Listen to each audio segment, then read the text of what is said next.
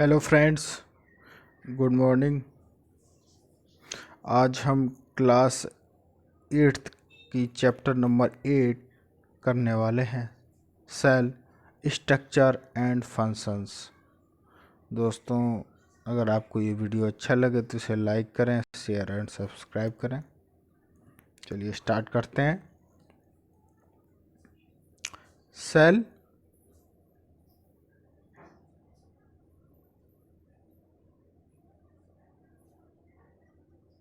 Structure and functions.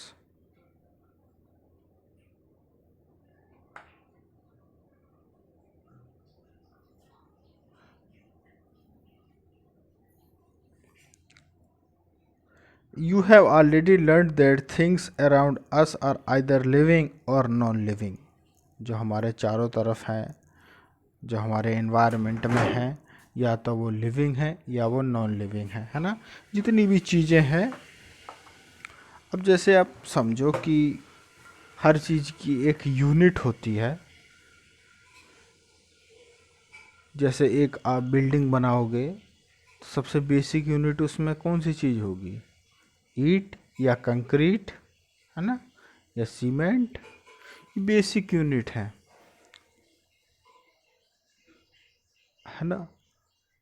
तो इसी तरह से लिविंग एंड नॉन लिविंग चीज़ों में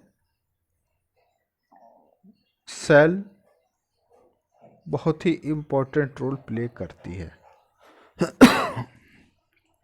चलिए स्टार्ट करते हैं। You have already learn that things around us are either living और नॉन लिविंग। जो हमारे चारों तरफ हैं या तो लिविंग है या नॉन लिविंग है। Further you may have recall all this living organism carry out certain basic functions. Can you list these functions? जो लिविंग ऑर्गेनिज्म है उनमें कुछ बेसिक चीज़ें होती हैं। कौन कौन सी? जैसे कि मूवमेंट, उनमें मूवमेंट होती है। रेस्पिरेशन सिस्टम करते हैं, सांस लेते हैं, इनहेल करते हैं, एक्सहेल करते हैं। ग्रोथ होती है उनमें। Different sets of organism perform the various functions you have listed in this chapter. We shall learn about the basic structural unit of organism. Organ, जितने भी ऑर्गेन्स हैं बॉडी में, उनका जो बेसिक स्ट्रक्चर है, जिससे वो स्ट्रक्चरल यूनिट जिससे वो बने हुए, उसके बारे में पढ़ेंगे। Which is the cell. क्या है वो? सेल है। जितने भी, चाहे आप कोई भी बॉडी का पार्ट ले लो, हार्ट ले लो, लिवर ले लो, किडनी ले लो, कोई भी पार्ट ले लो, हर चीज़ किस चीज़ से बनी है? स्किन ले लो, किस चीज़ से बनी है? सेल से। सेल्स में have be compare to bricks. किससे तुलना कर सकते हैं? ईंटों से। मैंने बताया आपको, ठीक है ना। Bricks are assembled to make building.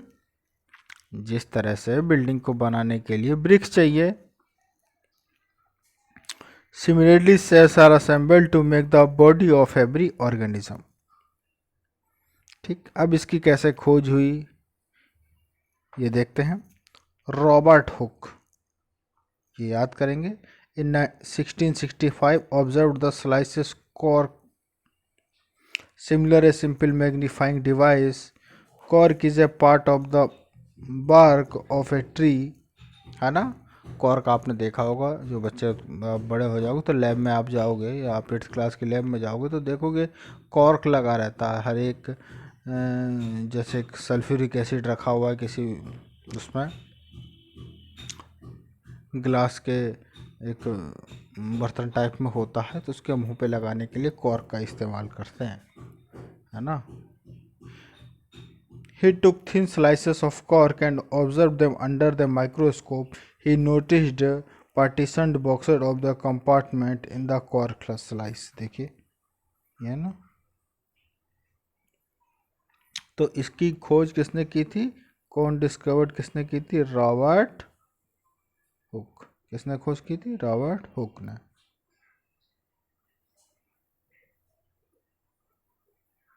ठीक, तो हमें ये पता चल गया सेल के बारे में, बेसिक चीज़ें पता चल गई सेल के बारे में।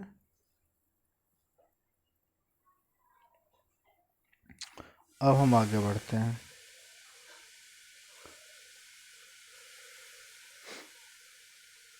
यहाँ से स्टार्ट करते हैं।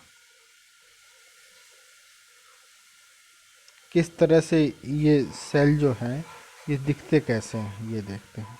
दीज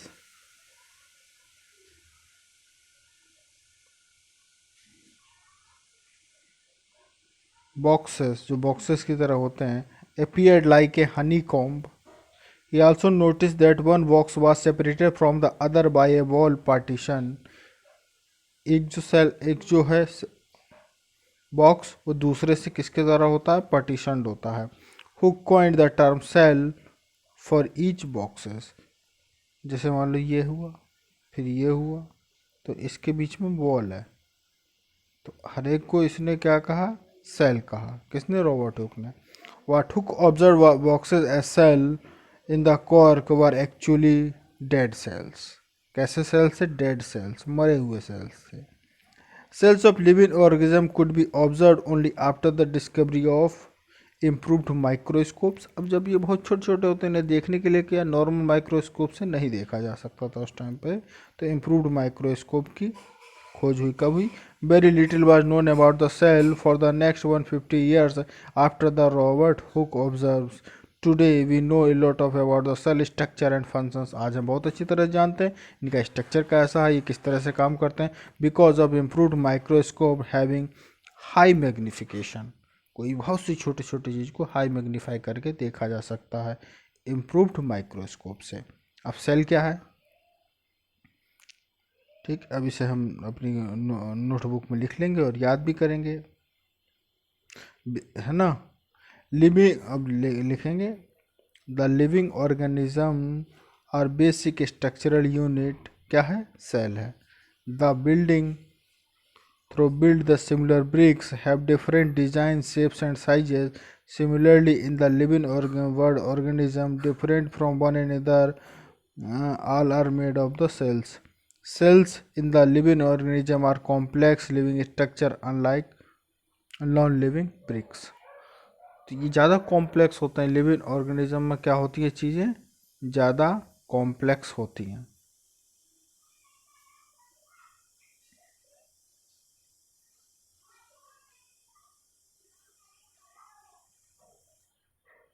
लिविंग ऑर्गेनिज्म में जाहिर सी बात है उसमें एक्टिविटीज़ अलग अलग तरह के, जैसे आप ट्रीज़ का देखोगे तो ट्रीज़ का जैसे ब्रिक वॉल है, तो ब्रिक वॉल देखो आप इस तरह से लगे हुए हैं, है ना। अनियन पील, अनियन पील में इस तरह से सेल है।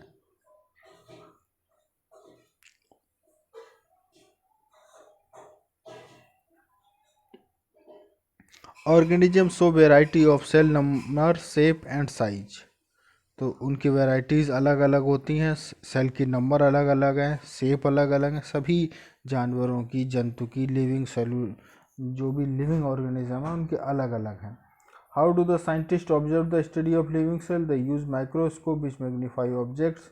Stains dyes are use to colour parts of the cell, study of the detailed structure.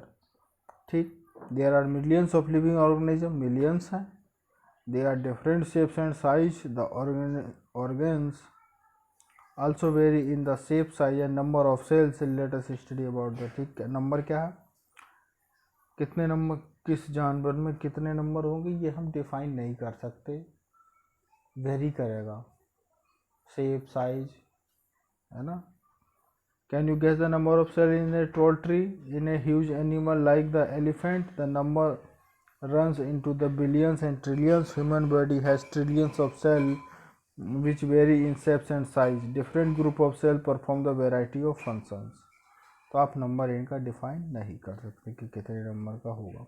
Organism made of more than one cells are called multi cellular cells. organism, and the number of cells being less in smaller organism does not in a way affect the functioning of the organism. You may be surprised to know that an organism with billions of cells began life as a single cell which is fertilized egg. जब egg बनता है ovary में तो single cell से ही develop होता है सारा, ठीक है। तो जिसमें बहुत सारे सेल होते हैं उन्हें क्या कहते हैं, मल्टी सेलुलर सेल। तो इसको हम नोट डाउन कर लेंगे। Organism made of more than one cell are called multi cellular cell. ठीक है, और स्टार्टिंग कैसे होती है, सिंगल सेल सही होती है, भाई मल्टी सेलुलर हो या सिंगल सेलुलर हो, चाहे unicellular. Both organism made of the single cell, the single cell organism is called unicellular. Uni मतलब वन सेल होंगे। Amoeba, paramecium.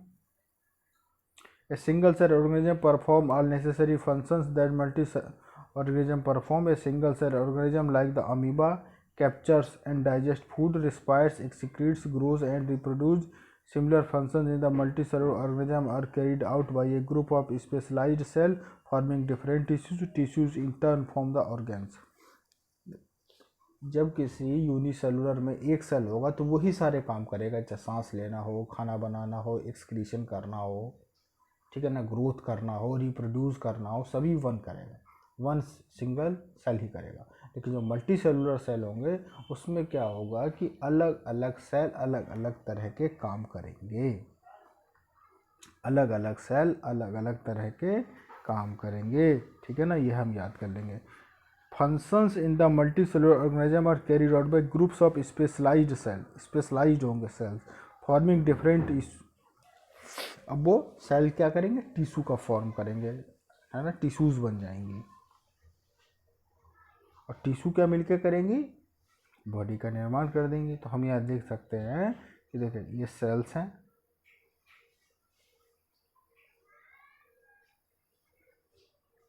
अब ये सेल्स कई सेल्स मिलके एक स्पेशलाइज्ड सेल्स होंगी और ये किसका निर्माण करेंगी, टिश्यू का।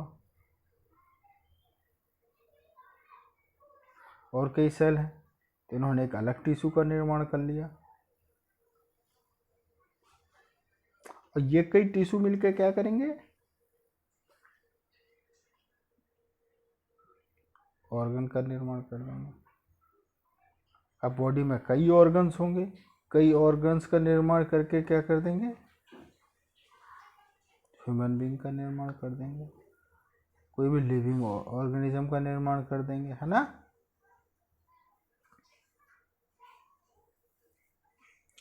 शेप ऑफ द सेल, ये इंपॉर्टेंट है।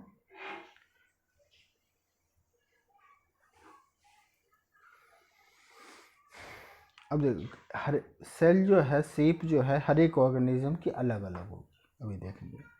You may say that the shape appears irregular, in fact amoeba has no definite shape unlike other organism.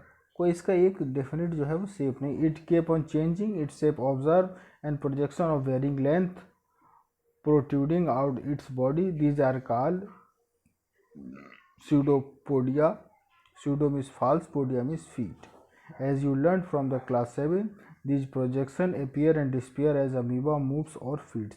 अब जो अमीबा एक यूनिसेलुलर है तो उसकी शेप हमेशा चेंज होती रहेगी। जब वो एक्सक्रीशन करेगा तो अलग शेप है, जब वो रिप्रोड्यूस करेगा तब वो अलग शेप है ना। A white blood cell in human being is another example of single cell which can change its shape. But while WBC is a cell, amoeba is a full-fledged organism capable of independent existence. ठीक है, तो body में जो WBC है वो कैसा है, single cell है, लेकिन इसका चेंज होता रहता shape. The shape would expect in organism with millions of cells, so different cells such as blood, muscle, nerve and human being. The body shapes are related to their specific functions. ठीक है, जो अलग अलग functions के होंगे उनके cell अलग अलग होंगे, उनके शेप अलग अलग होंगे। ठीक है ना, हार्ट का अलग, लीवर का अलग, किडनी का अलग। Generally cells are round, spherical and elongated. तो ये हम याद करेंगे, जनरली होता है, राउंड होता है, स्फेरिकल होता है, जैसे आप देख रहे हो ना।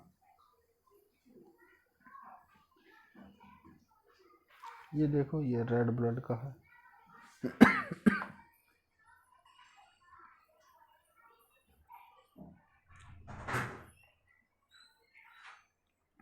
Size of the cell,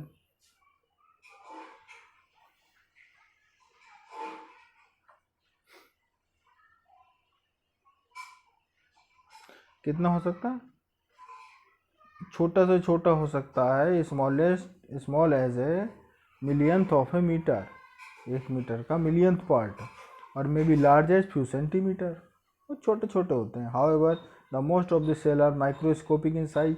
starting में तो हम देख ही नहीं पाए थे, ठीक है ना, बहुत ही स्पेसिफिक माइक्रोस्कोप चाहिए था, बहुत ही जो काफ़ी मैग्नीफाई कर पाए। तो जाहिर सी बात है साइज बहुत छोटा होगा, जो कि हम देख ही नहीं सकते लेयर नेट से।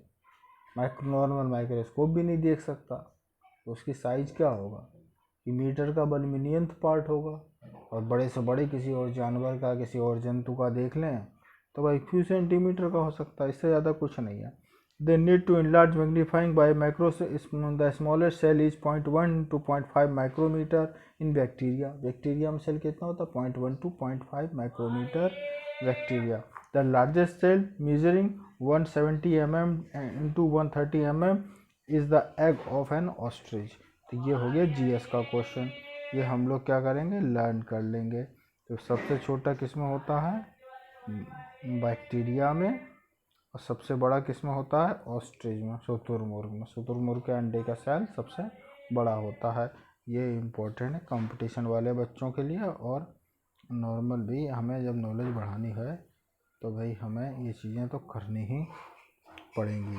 तो हमने क्या सीखा है कि भाई सेल का जो नंबर है वो मिलियंस में होते हैं, और साइज कितनी होती है,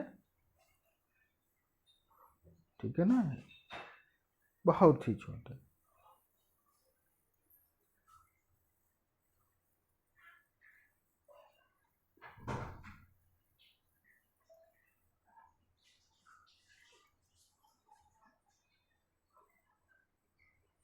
The size of the cell has no relation with the size of the body of the animal and plant। हम इससे अंदाज़ा नहीं लगा सकते कि किसी की बॉडी बड़ी है तो सेल का साइज भी बड़ा होगा, ऐसा कुछ नहीं। अभी देखो बताते हैं। It is not necessary that the cell in the elephant is much bigger than those of a rat. कोई ज़रूरी नहीं है कि हाथी का जो सेल है वो बड़ा होगा चूहे से। The size of the cell is related to its functions. Function से रिलेटेड है, किसका कितना फंक्शन है। तो for example nerve cell both in the elephant and rat are long and branched, ठीक है ना, नर्व सेल बड़े होते हैं। They perform the same function that the transferring message, message को ट्रांसफ़र करना होता है। सेल स्ट्रक्चर एंड फंक्शन, तो ये तो हम पढ़ ही चुके हैं कि इनका स्ट्रक्चर जो है वो समय के साथ क्या होता रहता है, चेंज होता रहता है, ठीक है ना। अब ये सेल क्या बनाते हैं, टिश्यू बनाते हैं, ठीक है ना। अब पार्ट्स ऑफ द सेल, एक जो सेल है उसके कौन कौन से पार्ट होंगे, तो सेल मेम्ब्रेन सबसे ऊपर होगा। The basic component of a cell are cell membrane, cytoplasm and nucleus. Cytoplasm and nucleus are enclosed within the cell membrane. Cell membrane के अंदर होते हैं साइटोप्लाज्म एंड न्यूक्लियस, ठीक है ना। Are also called plasma membranes. The membrane separated cell from the another and also the cell perform the surrounding medium. The plasma membrane is porous and allows the movement of substance of material both inward and outward। तो क्या होता है भाई, मान लो कि आप ये cell है, ठीक। अब इसमें क्या है कि ये सेल मेम्ब्रेन कहलाएगा, दिया नहीं इन्होंने फिगर, या बाद में दे रखा होगा, ठीक। और उसमें साइटोप्लाज्म एंड न्यूक्लियस, तो ये हो गया साइटोप्लाज्म न्यूक्लियस, और इसमें लिक्विड होता है, बहुत सारा लिक्विड भरा हुआ रहता है।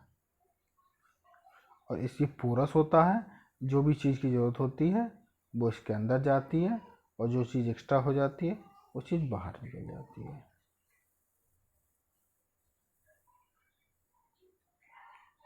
देखिए न्यूक्लियस है, एक सिंगल सेल में छोटा सा बना है। साइटोप्लाज्म हो गया, है ना, जेली लाइक सब्सटेंस भरा रहता है इसके अंदर।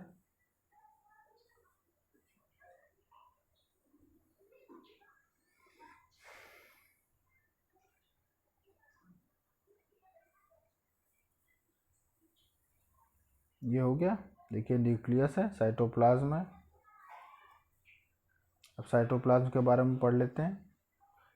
ऊपर सबसे ऊपर तो हो गया cell membrane. It is jelly like substance present between the cell membrane and the nucleus, various other components of organelles. The cell present in the cytoplasm are mitochondria,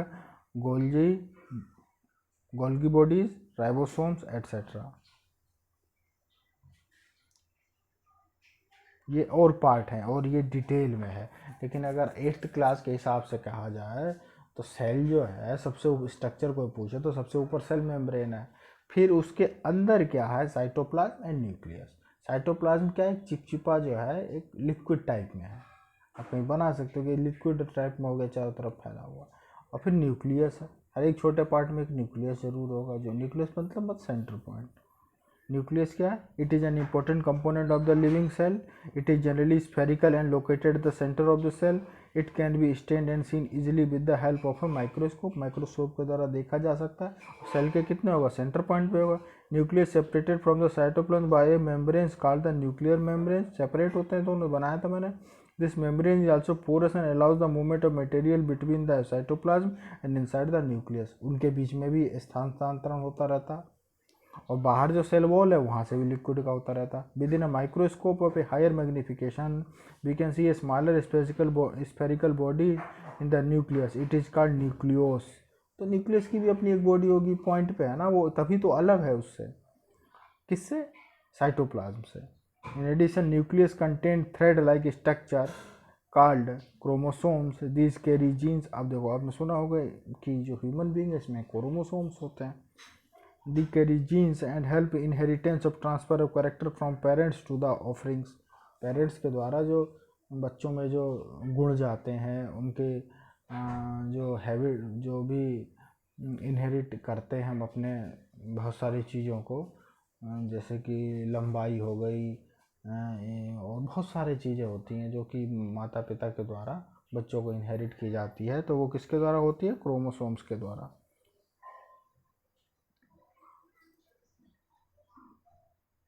ठीक है ना, तो क्या है वो, न्यूक्लियस का ही एक पार्ट है क्रोमोसोम, न्यूक्लियस ही बन जाता है chromosome, thread like structure.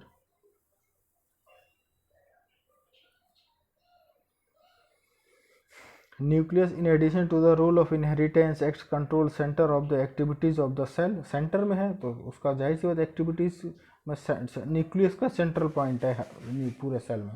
The entire content of the living cell is known as protoplasm, it includes the cytoplasm and the nucleus। protoplasm is called the living substance of the organism, living substance, तो protoplasm क्या है, living substance of an organism। अब ये prokaryotic eukaryotic ये आगे जाके पढ़ोगे, ठीक है ना।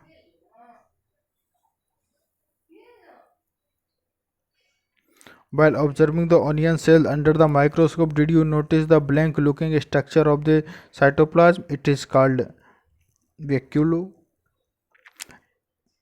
It could be single and big as an onion cell।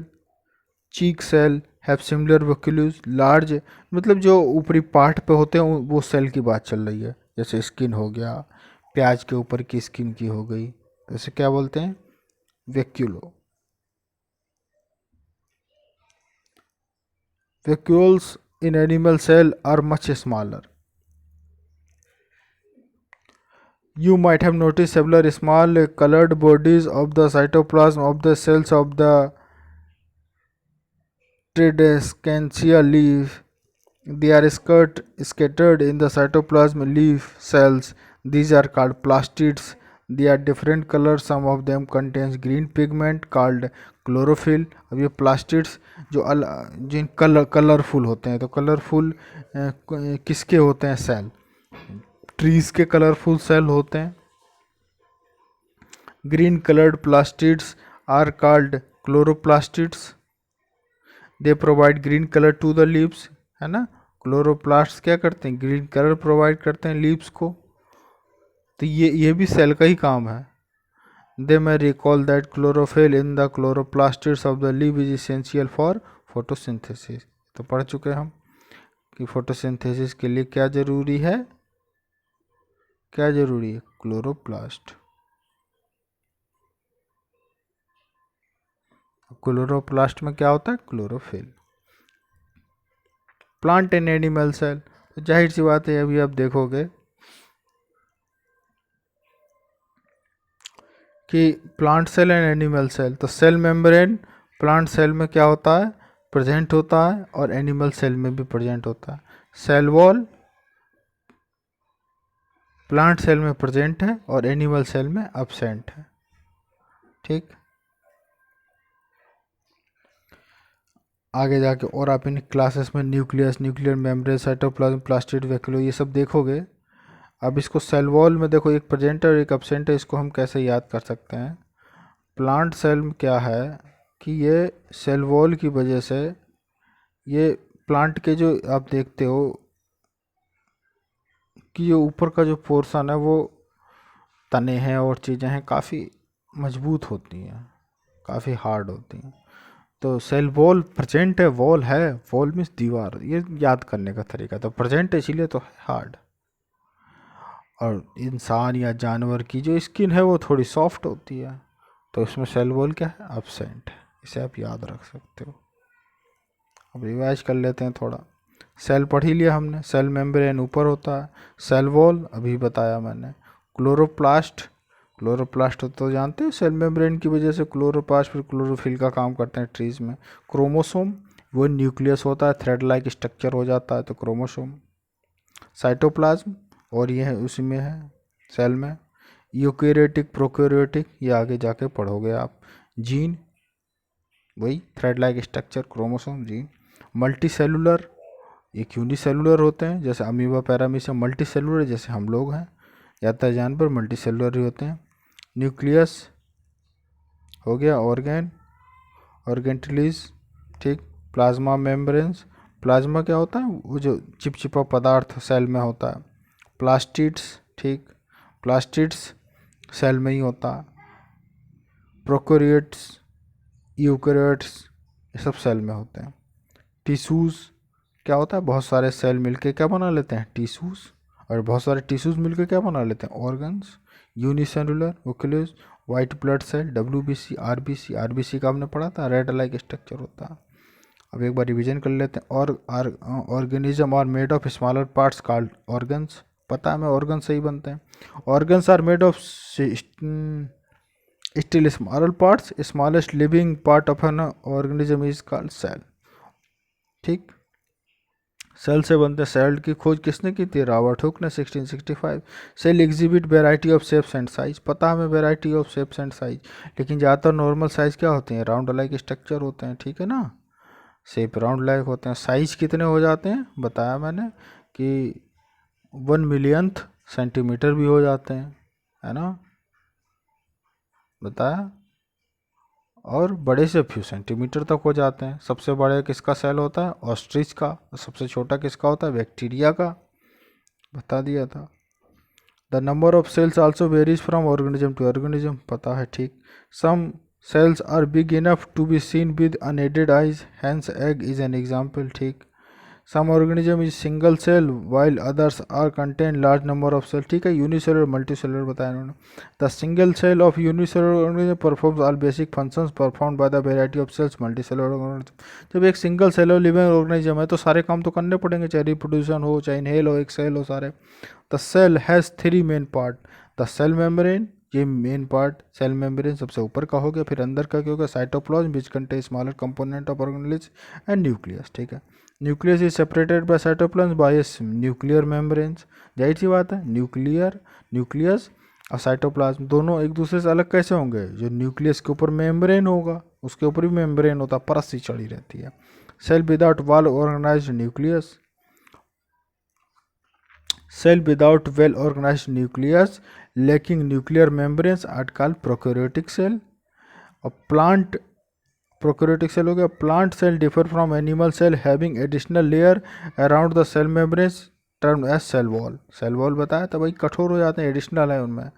Coloured bodies, अब देखो सेल ही हैं जो कलर देते हैं सबको, called plastids are found in the plant cell, green plastids containing chlorophyll and called chloroplastids, chlorophyll की ही वजह से उनका रंग हरा होता है।